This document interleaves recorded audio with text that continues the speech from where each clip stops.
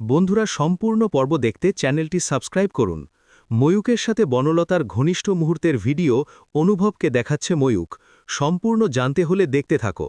গল্পের শুরুতেই দেখা যায় ময়ূক বনলতাকে থ্রেট করতে থাকে। এরপর বনলতা ফোনে কথা বলতে থাকে ময়ূকের সাথে আর বলে, কি চাইছোটা কি? তুমি কি শুরু করেছ? তুমি কি ভেবেছ এইভাবে আমাকে ব্ল্যাকমেল করে পার পেয়ে যাবে? সেটা কখনো হবে না। আমি তোমার দেখানো পথে কখনোই হাঁটব না। এরপরেই ময়ূক বলে, আমি আর কি বা করলাম?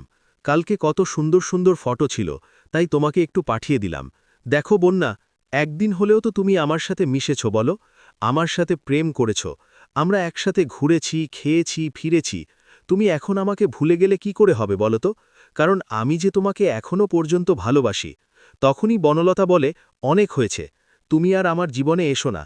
কেন বারবার আমার জীবনে এসে আমার জীবনটাকে নরক বানিয়ে দিতে চাইছো? আমি তো তোমার থেকে দূরে চলে গিয়েছি, আমাকে আমার মতন থাকতে দাও না। কেন এসব ঝামেলার মধ্যে আমাকে জড়াচ্ছ?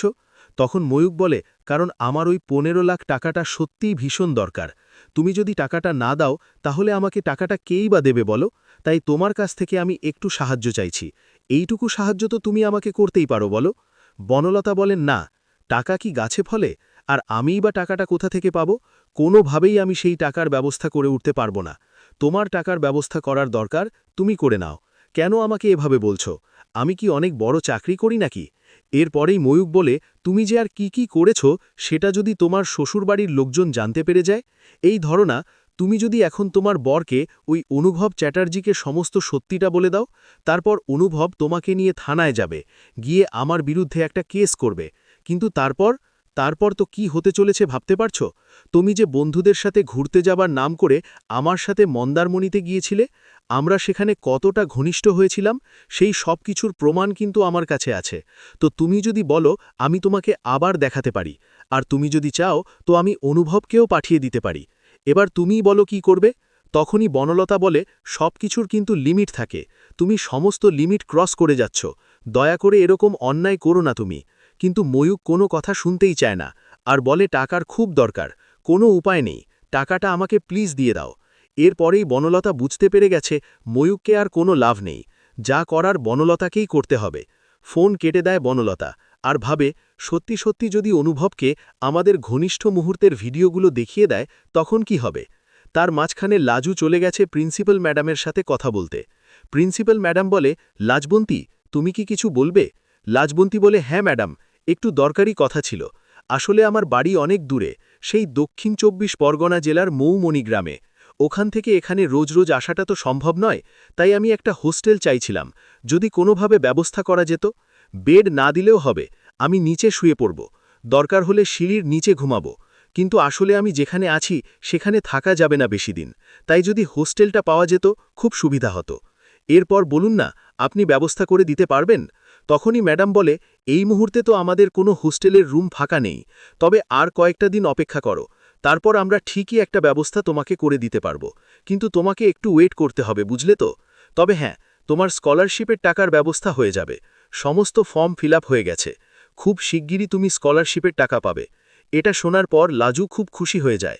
প্রিন্সিপাল ম্যাডাম বলে, তোমার মধ্যে অনেক ট্যালেন্ট আছে, তুমি ভবিষ্যতে অনেক দূর এগিয়ে যেতে পারবে, এইটুকু বিশ্বাস তোমার প্রতি আছে। এর মাঝখানেই অনুভব ভাবে, অনেকটা সময় তো হয়েছে, একবার ম্যাডামকে ফোন করে দেখব ম্যাডাম কি করছে। এরপরেই ফোন করেছে, আর লাজু তখন বলে, কি হয়েছে? অনুভব বলে, কি আবার হবে, এমনি ফোন করলাম, তারপর বলো, তোমার ক্লাস কেমন চলছে? তখন লাজু বলে, খুব ভালো। জানো, আজকে ম্যাডাম বলল, প্রিন্সিপাল ম্যাডাম বলল, খুব তাড়াতাড়ি আমি আমার স্কলারশিপের টাকাটাও পেয়ে যাব। এটা শোনার পর তো অনুভব খুবই খুশি হয়ে যায়, আর বলে, তাই নাকি? বাহ, তাহলে তো খুব ভালো হবে। এরপর লাজু বলে, এটাও বললাম যে হোস্টেলের ব্যবস্থাটা করতে, আর আজকে আমাদের সাদা কোট দিয়েছে। তখন অনুভব বলে, খুব ভালো হয়েছে, তুমি এইভাবেই এগিয়ে যাও। এখন তো নিশ্চয়ই তোমাকে দেখতে অনেক সুন্দর লাগছে, ছোটখাটো ডাক্তার হয়ে গেছো তুমি। তোমার বন্ধু-বান্ধবী কাউকে বলো না একটা ছবি তুলে দিতে, যাতে সেই ছবিটা আমি দেখতে পারি। তখন লাজুর সেই বন্ধুটা চলে এসেছে, আর বন্ধুকে বলে ছবিটা তুলে দিতে। ছবিটা তোলে লাজু, আর তারপরেই অনুভবকে ফোনে পাঠিয়ে দেয়। অনুভব দেখে বলে, এই ছবিটা আমি সারাটা জীবন আমার কাছে রেখে দেব।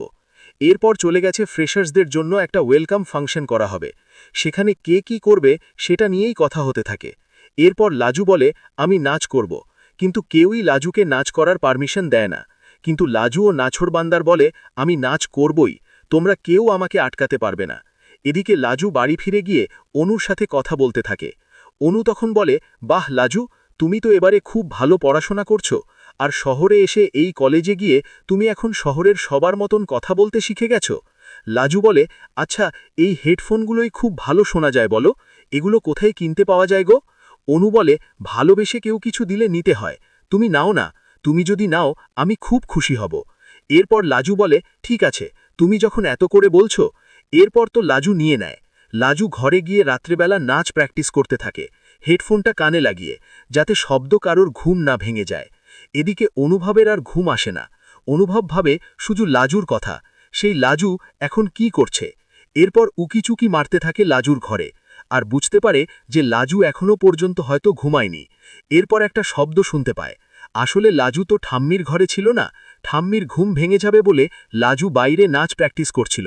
আর তখনই চলে এসেছে অনুভব, আর বলে, কি করছো এত রাতে এখানে?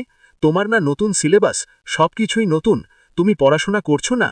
কি বরের সাথে ফোনে কথা বলছো? তখন লাজু বলে, কে বলল তোমাকে যে আমি আমার বরের সাথে কথা বলছি? তখন অনুভব বলে, তা নয়তো কি এখানে কি করছো এত রাতের বেলায়? নিশ্চয়ই তুমি তোমার বরের সাথেই কথা বলছো। তখন লাজু বলে, উল্টোপাল্টা কথা বলো না, আমি মোটেও আমার বরের সাথে কথা বলিনি, আমার একটা কাজ ছিল তাই করছিলাম। কিন্তু তুমি এত রাতের বেলায় এখানে কি করছো? এরপর অনুভব বলে, সত্যি লাজু, তুমি আমাকে আজকে কিন্তু অনেক ডিসঅ্যাপয়েন্ট করলে, কারণ তুমি বরের সাথে কথা বলছিলে, আমি জিজ্ঞেস করছি, তবুও আমাকে মিথ্যে কথা বলছো। এগুলো করাটা একদমই ঠিক না, সেটা কি তুমি জানো? তবে একটা কথা জেনে রাখো, আমি কিন্তু সবসময় চাই তুমি বড় মাপের ডাক্তার হও, ভালো পড়াশোনা করো, অনেক অনেক বড় ডাক্তার হও, কিন্তু সেসব করতে গেলে পড়াশোনাটাও করাটা জরুরি। লাজু অনুভবকে আর কিছু বোঝাতে চায় না। পরের দিন লাজু চলে গেছে আবারও কলেজে, আর সেখানে গিয়ে নাচ তো প্র্যাকটিস করেই গিয়েছে। নাচটা সবাইকে দেখাবে বলে ঠিক করে। সবাই লাজুকে ইনসাল্ট করলেও লাজু বারবার প্রমাণ করে দেয় সে গ্রামের মেয়ে হতে পারে, কিন্তু শহরের মেয়েদের থেকে কোনো অংশেই কম নয়। বনলতা ও ময়ূকের দ্বন্দ্ব যখন চরমে, তখন পর্দার আড়ালে ষড়যন্ত্রের জাল আরও গভীর হতে থাকে। অনুভব নিজের অজান্তেই এক বিষাক্ত জালে পা বাড়ায়। ময়ূক তার ফোনে থাকা ভিডিওগুলো বারবার দেখে আর পৈশাচিক আনন্দ পায়। সে জানে বনলতাকে মানসিকভাবে ভেঙে চুরমার না করলে টাকা আদায় সম্ভব নয়। অন্যদিকে বনলতা ছটফট করতে থাকে। সে কিছুতেই বুঝতে পারে না এই বিপদ থেকে কিভাবে মুক্তি মিলবে।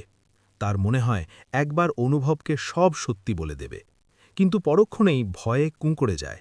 যদি অনুভব তাকে ভুল বোঝে, যদি তাকে বাড়ি থেকে বের করে দেয়। এই দোলাচলের মাঝেই লাজবন্তীর জীবন এক নতুন মোড় নেয়। কলেজের ফাংশনে লাজুর নাচ দেখার জন্য সবাই যখন মুখিয়ে আছে, তখন কিছু হিমশুটে সহপাঠী তার ক্ষতি করার পরিকল্পনা করে। তারা চায় না গ্রামের এক সাধারণ মেয়ে শহরের চাকচিক্যের মাঝে নিজেকে মেলে ধরুক। লাজু যখন স্টেজে ওঠার প্রস্তুতি নিচ্ছিল, তখন তার নাচের জুতোজোড়া কেউ সরিয়ে ফেলে। কিন্তু লাজু দমে যাওয়ার পাত্রী নয়, সে খালি পায়েই মঞ্চে ওঠার সিদ্ধান্ত নেয়। অন্যদিকে অনুভব লাজুর প্রতি তার অভিমান চেপে রাখতে পারে না। তার বারবার মনে হয় লাজু হয়তো সত্যিই তার থেকে কিছু গোপন করছে। এদিকে ময়ূক আর দেরি না করে অনুভবের অফিসে গিয়ে হাজির হয়। সে নিজেকে বনলতার দূর সম্পর্কের আত্মীয় হিসেবে পরিচয় দেয়। ময়ূকের পকেটে থাকা ফোনটা তখন কাঁপছিল, কারণ বনলতা বারবার তাকে ফোন করে আটকানোর চেষ্টা করছিল। অনুভব ময়ূককে আপ্যায়ন করে বসায়, কিন্তু ময়ূকের চোখে মুখে এক অদ্ভুত ধূর্ততা ছিল। সে কথার ছলে বনলতার পুরনো দিনের কথা তুলতে শুরু করে। অনুভব অবাক হয়ে শোনে যে বনলতার অতীতে এমন কিছু মানুষ ছিল যাদের কথা সে আগে কখনো শোনেনি। ময়ূক যখন প্রায় ভিডিওটা দেখানোর উপক্রম করে, ঠিক তখনই অনুভবের ফোনে একটা মেসেজ আসে। লাজুর কলেজের প্রিন্সিপাল ফোন করে জানান লাজু মঞ্চে অসাধারণ পারফরমেন্স করেছে এবং তাকে বিশেষভাবে পুরস্কৃত করা হচ্ছে। এই খবর শুনে অনুভবের মন খুশিতে ভরে ওঠে। সে ময়ূককে বসিয়ে লেখেই লাজুর কলেজের দিকে রওনা হয়। ময়ূক রাগে দাঁত ঘষতে থাকে। তার পরিকল্পনা ভেস্তে যাওয়ায় সে আরও হিংস্র হয়ে ওঠে। সে ঠিক করে এবার সে সরাসরি বনলতার শাশুড়ির কাছে যাবে এবং সমস্ত প্রমাণ দাখিল করবে। কলেজের ফাংশনে লাজুকে দেখে অনুভব মন্ত্রমুগ্ধ হয়ে যায়। লাল পাড় সাদা শাড়িতে লাজুকে ঠিক যেন এক দেবী প্রতিমার মতো লাগছিল। তার নাচ দেখে হলের সমস্ত দর্শক উঠে দাঁড়িয়ে হাততালি দেয়। লাজু যখন ট্রফি হাতে নেয় তার চোখে তখন আনন্দাশ্রু। সে ভিড়ের মাঝে অনুভবকে খুঁজতে থাকে। অনুভবের সাথে চোখাচোখি হতেই সে এক গাল হাসে। কিন্তু এই হাসির আড়ালে যে ঝড়ের মেঘ ঘনিয়ে আসছে তা তারা কেউ বুঝতে পারে না। বনলতা তখন বাড়িতে একা বসে নিজের ভাগ্যকে দোষ দিচ্ছিল। সে বুঝতে পারে ময়ূক এবার চরম কিছু করবে। সে মরিয়া হয়ে ময়ূকের ডেরায় যাওয়ার সিদ্ধান্ত নেয়। যদি একবার হাতে নাতে ফোনটা কেড়ে নেওয়া যায় তবেই শান্তি। কিন্তু সেখানে গিয়ে সে যা দেখে তাতে তার রক্ত হিম হয়ে যায়। ময়ূক একা নেই, তার সাথে আরও কয়েকজন আছে যারা বনলতাকে ব্ল্যাকমেল করার জন্য নতুন ফন্দি আঁটছে। গল্পের মোড় এবার কোন দিকে যাবে তা জানার জন্য অপেক্ষা করতে হবে পরবর্তী অধ্যায়ের, যেখানে লাজুর সাফল্য আর বনলতার পতন হয়তো এক বিন্দুতে এসে মিলবে।